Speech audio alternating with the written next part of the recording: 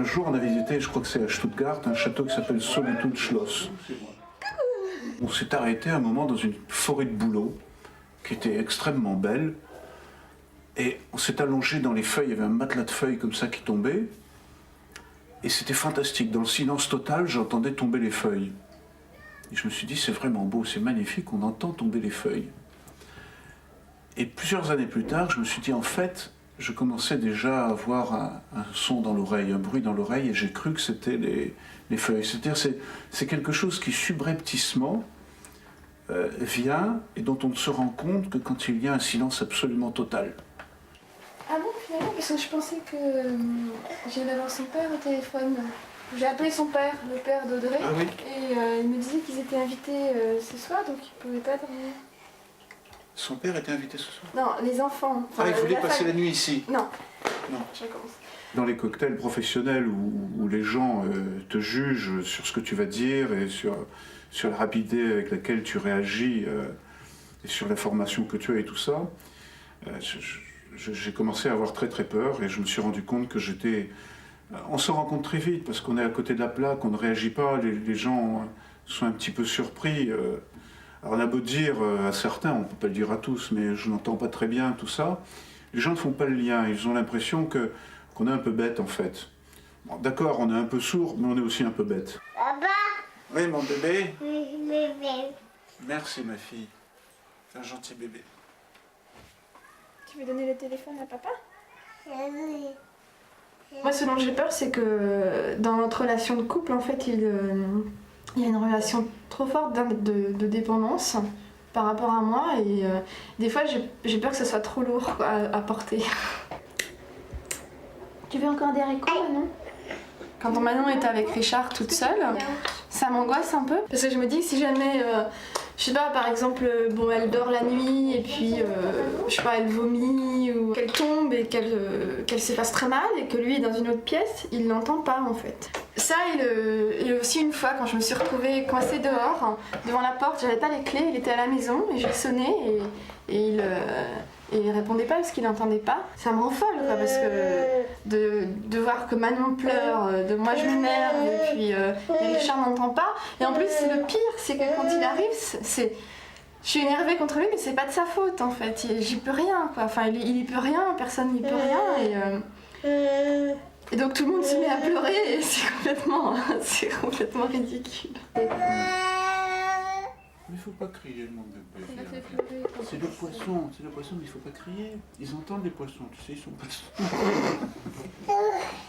Il paraît d'ailleurs que les poissons rouges sont traumatisés par le bruit. C'est pas une blague, j'ai vu ça dans les aquariums. Moi j'avais remarqué ça que quand il n'y avait pas de bruit dans la cuisine, quand je te parlais, t'entendais bien. Quoi. Et depuis que t'es la prothèse, finalement, t'as envie de la mettre quand même. Je te faisais répéter même avant de la voir. Oui.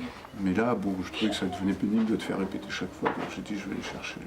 Tu sais, je sais pas s'il faut que je répète de la même façon, ou s'il faut que je répète plus fort, ou moins fort, ou plus lentement, ou plus vite. Et c'est ça qui est fatigant en fait, c'est qu'on sait jamais comment répéter. Ah tiens, une anecdote encore sur les poissons. Ce matin, pour la première fois, j'ai entendu la petite pompe qui fait du bruit là. C'est-à-dire que je m'étais jamais rendu compte que ce truc-là faisait du bruit. Et ce matin, très tôt, je me suis réveillé, j'ai mis l'appareil. En fait, on m'a demandé d'essayer l'appareil quand j'étais seul, au début, pour s'habituer.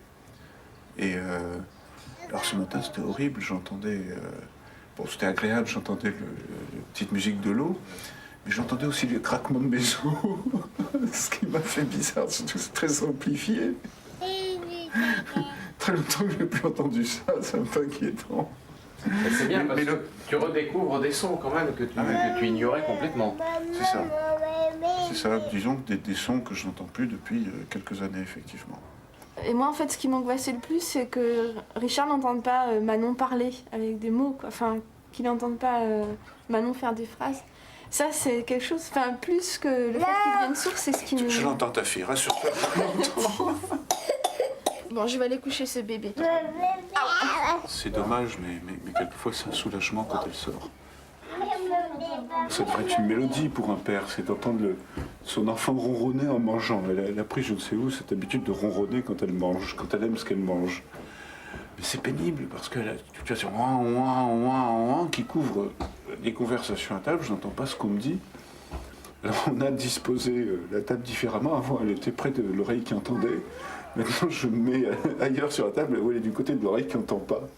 Bah, justement, depuis qu'il a son nouvel appareil, en fait, moi, ça me gêne parce que j'ai pas l'habitude encore. Et par exemple, là maintenant, quand il est dans la cuisine, qu'il y a trop de bruit, il le coupe. Donc il n'entend plus, quoi. Enfin là, c'est net, il n'entend plus rien parce que ça bouche l'oreille, donc il n'entend plus. Et je vois bien tous les problèmes qui vont arriver, quoi. Tous les ennuis qui vont nous arriver, enfin toutes les étapes par lesquelles il va falloir passer. Et puis se dire, tiens, bon là, alors quand Manon crie, il va falloir que je me lève pour lui dire, viens chercher Manon parce qu'elle crie, elle veut que, enfin je sais pas, elle veut s'asseoir à côté de toi ou quoi. Et d'avance, j'ai peur, quoi. J'ai l'impression que ça va être très fatigant. Mais bon, on verra bien. Ça va les applaudir vraiment. Ça, la musique, là, je n'entendais plus à travers le mur. Mais là, je comprends. Le fait de réentendre des choses comme ça, dont on avait presque oublié l'existence, c'est inquiétant parce qu'on remesure mieux ce qu'on va perdre définitivement plus tard. Donc j'ai pensé ça ce matin, ça m'a... Compte tenu de l'évolution de ta déficience. Voilà. Compte tenu du fait que d'ici 2 ou 3 ans, je n'entendrai plus rien.